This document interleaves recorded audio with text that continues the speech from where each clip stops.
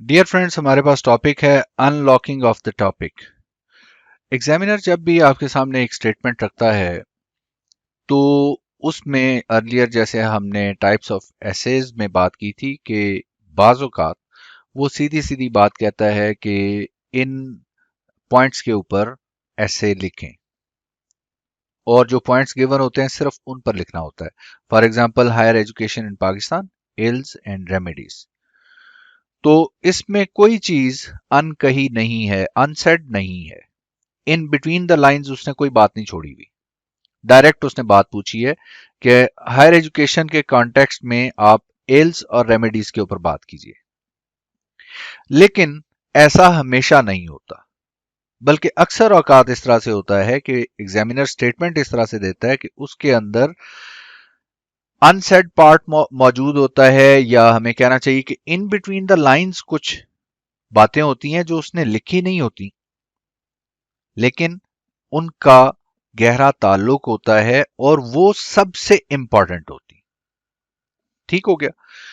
उन्हें पहचानना जरूरी है। एट द सेम टाइम जहां पर लैप्सेस होते हैं वो है प्रपोजिशन ठीक तरह से ना आती हो कि प्रपोजिशन के मानी क्या है इस फ्रेज के अंदर, तो उसके नतीजे में हम गलत मानी इंटरप्रेट कर जाते हैं बाज़ औक़ात। या कंजंक्शंस के अगर मानी हमें ठीक तरह से नहीं आते तो उस वक्त भी हम रॉन्ग फुट हो जाते हैं। एग्जाम्पल्स देखिए। आर्ट फॉर पीस, अब ये अर्लियर भी डिस्कस हुआ कि कॉज एंड इफेक्ट ऐसे है कि आर्ट किस तरह से पीस लेके आता है, ठीक है, या ला सकता है, वॉट एवर। यार लोग इसको क्या लिख के आए? आर्ट ऑफ पीस, अमन कायम करने का आर्ट। सिर्फ प्रॉब्लम क्या हुई? ये प्रपोजिशन का उन्हें इस्तेमाल नहीं पता था और इसके मानी नहीं पता थे कि ये कॉज को रेफर कर रही है। इस टॉपिक को, ये प्रपोजिशंस की वजह से जो गलतियां होती हैं, इसके लिए आई सजेस्ट कि आप रेनन मार्टिन में प्रेपोजिशंस के इस्तेमाल पर उसने बात की हुई है कि प्रेपोजिशंस कौन कौन से मकासद के लिए इस्तेमाल की जाती हैं, तो उन्हें पढ़ें कि इनके क्या क्या पर्पस होते हैं। सिर्फ ये हमेशा सिर्फ पोजेशन शो करने के लिए नहीं इस्तेमाल की जाती। या आप ग्रामर का जो कोर्स मई में इंशाल्लाह ताला वो वेबसाइट पे अवेलेबल होगा, उसको ज्वाइन कर लीजिएगा।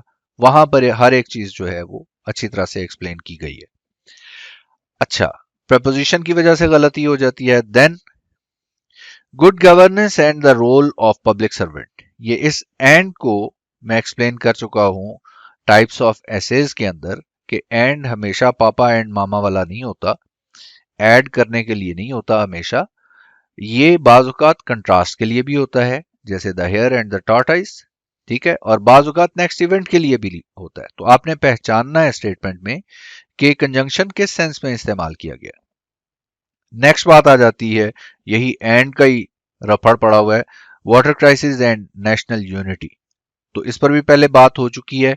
अनलॉकिंग ऑफ द टॉपिक में हम ये बात अच्छी तरह से समझेंगे कि प्रपोजिशंस और कंजंक्शंस वो किस सेंस में इस्तेमाल किए गए और उसके मुताबिक आंसर करेंगे।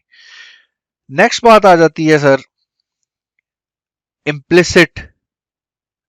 इम्प्लिसिटली एग्जामिनर ने क्या पूछा है, या एग्जामिनर ने इन बिटवीन द लाइंस क्या पूछा है। ये बात याद रखिए कि जो इन बिटवीन द लाइन होता है, जो अनसेड होता है, जो अनकही होती है, वो सबसे ज्यादा इंपॉर्टेंट होती है, कही हुई बात से भी ज्यादा इंपॉर्टेंट। जैसे आप इसमें देखें, is colonial mentality impeding Pakistan progress. तो हम ये कहते हैं कि दो तरफा अगर हम रिलेशनशिप देखें कि कॉलोनियल मेंटेलिटी जो है ये पाकिस्तान की प्रोग्रेस को इंपीड कर रही है, और there is only one factor in hindering the progress of Pakistan, तो it is not so. Reverse करेंगे तो पाकिस्तान की प्रोग्रेस सिर्फ और सिर्फ कॉलोनियल मेंटेलिटी की वजह से नहीं रुक रही, there are many other factors. तो इसमें एग्जामिनर ने in fact in between the lines ये पूछा है कि क्या ये कंप्लीट हमारा एलिमेंट है कॉलोनियल मेंटेलिटी का। तो इसका आंसर है partly so, but partly not so. तो ये है उसका इम्प्लिसिट या अनकही ये बात है कि जो बातें इसके अलावा हैं वो भी बताएं। तो इसका आंसर किस तरह से बनेगा? आप बताएंगे कि कॉलोनियल मेंटेलिटी मौजूद है, ये इंपीड कर रही है, but other factors A B C D etcetera ये भी मौजूद हैं जो प्रोग्रेस को इंपीड कर रहे हैं। तो कंप्लीट आंसर होगा। ठीक है, तो इस तरह के टाइटल्स वो देता है जिसमें एक कंपोनेंट देता है एक कंप्लीट होल के लिए।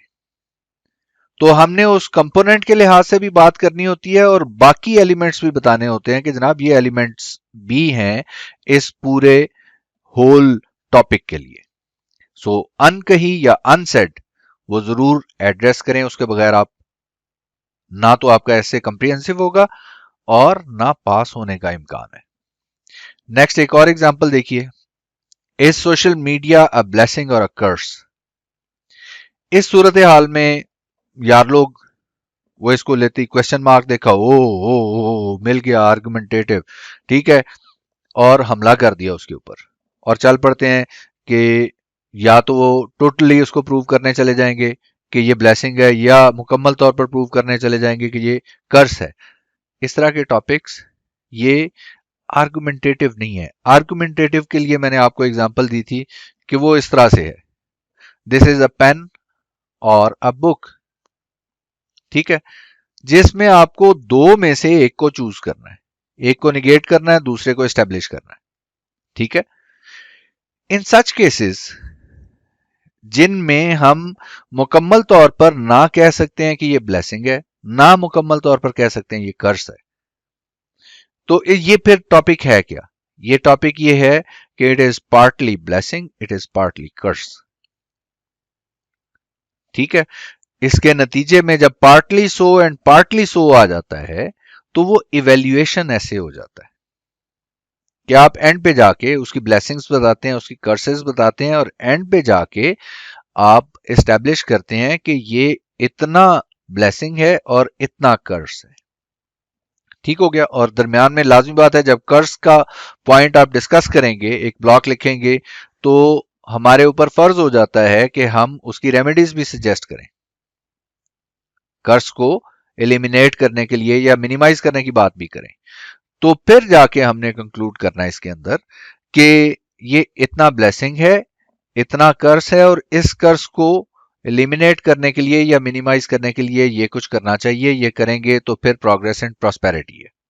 ठीक है, तो ये जो टाइप्स ऑफ एसेज और फिर उसके बाद एसे की फ्रेजिंग, उसको समझना और उसमें ये देखना कि एग्जामिनर ने डायरेक्टली क्या बात पूछी है और कौन सी बात उसने इन बिटवीन द लाइंस छोड़ी हुई है, अनसेड है, अनकही है, उसको पहुंचना और उसको भी आंसर करना वो हमारा फर्ज है, क्योंकि उसने कहा है कि मुझे कॉम्प्रिहेंसिव आंसर चाहिए, ऑल एस्पेक्ट्स चाहिए मुझे।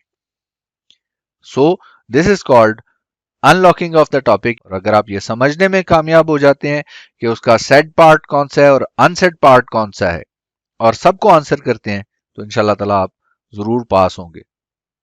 सी you in the next video.